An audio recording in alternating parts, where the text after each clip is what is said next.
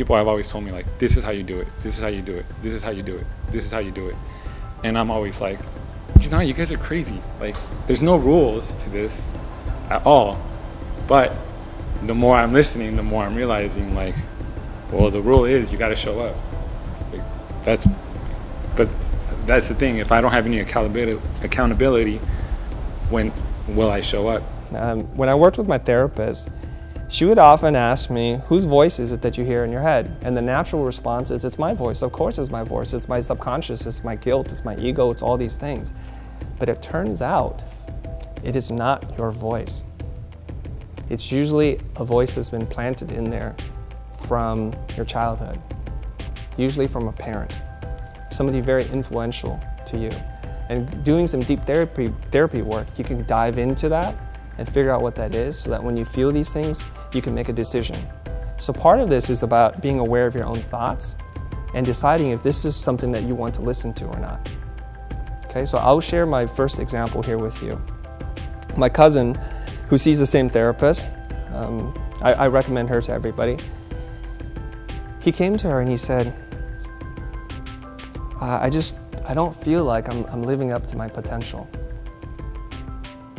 And she asked him, well, whose voice is that that's in your head? He goes, it's mine, of course. And then she said, okay, I want you to imagine a situation. I want you to imagine now into the future. You're married and you have a child. You have a son. Would you tell your son you're not living up to your potential? Would you ever say that? No, I would never talk to my son like that. Why would I say that? That would only make him feel bad. So then she transferred that idea back into him and said, you have an inner child. That's you. There's another voice in there. And then it's like one of those scenes from Alfred Hitchcock movie where the room, the parallax, and the camera dollies in, but it zooms out. And he starts to realize, it's my dad. Everything he's ever done in his life, his dad has told him, this isn't what I want. This is not good enough. If you finished your homework, you should have been in an AP class. If you finished the AP class, you should have taken more AP classes. This is your GPA. This is your SAT. You should do more. You should always do more. And his dad is my uncle, and I know him, and he has very high expectations for his own children. And in this way, wanting the best for his kids, because he's a generous, beautiful man, he's created this thing in his own son that he's not living up to his potential.